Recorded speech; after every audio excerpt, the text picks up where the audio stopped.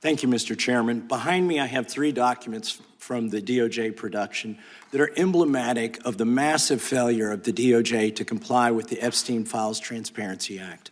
To my right is an email that was sent by the victim's lawyers to the DOJ. It was a list of names not to redact, a list of names not to release. What did the DOJ do with this email? They released this email in the document production. Literally the worst thing you could do to the survivors, you did. And they're getting phone calls. A lot of these people didn't want to be known. And we know you touched the document because you redacted one name and you redacted the lawyer's name, but you left the survivor's name there. The next document I want to show you, that was in the title, the victim's survivors' names, all right? The title of this one is Child Sex Trafficking, Co-Conspirators, fully redacted. And by the way, I'm gonna unredact them here. Les Wexner is in this.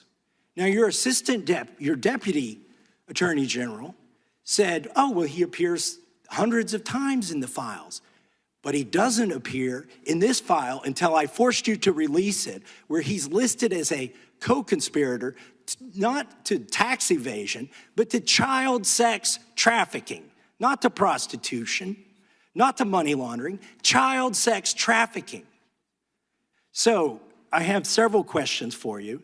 Who's responsible? Are you able to track who in your organization made this massive failure and released the victims' names? Are you able to track who it was that obscured Les Wexner's name as a co-conspirator in an FBI document? Do you have that kind of accountability? We corrected that within 40 minutes. He was already, you're acting like everybody's trying to cover up Wexner's name. Reclaiming my time. I'm going to answer this question. Reclaiming my time. Mr. Chairman. This isn't how this works. Can I have my time back? Mr. Chairman.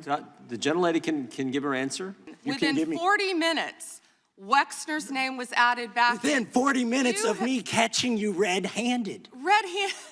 There was one redaction out of over 4,700, and we invited you in. This guy has Trump derangement syndrome. He needs to get, you're a failed politician. You need to get on to watch the video. Mr. Chairman, please restore his time and did you ask Merrick Garland that the last 4 years? Did you talk about Epstein? I am reclaiming my time. I'm glad you're asking about Merrick Garland. You don't get to reclaim time this is bigger than Watergate. When I don't answer a question the way you want. This goes over 4 administrations. You don't have to go back to Biden. Let's go back to Obama. Let's go back to George Bush. This cover-up spans decades, and you are responsible for this portion of it.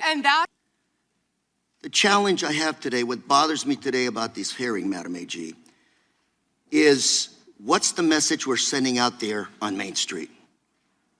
Shouldn't ask a question I don't know an answer to, but I'm going to ask the victims behind you right now. First, can you please stand up?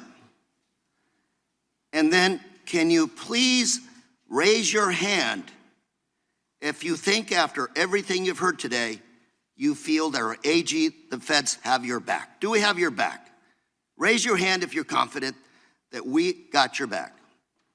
And that's the issue, Madam AG. We've got to make sure that victims stand up and report the crimes. Otherwise, we're going to be taking a step backwards. As I said before, to any victims, we ask them to come forward to our office, and we want to work with them. I have never not worked with a victim, and I believe I've actually spoken to several of the Madam, if I can reclaim my time, I only have a minute. If I can reclaim my time. I just think we start out by making sure those redactions are unredacted, those Epstein files, to make sure that the public, according to the law, following the law, that those names in those files are made public. We have to make sure we tell those predators there is no place for them to hide, and if they commit the crime, they're going to fry for it. It starts with showing us the names of the perpetrators in the Epstein files.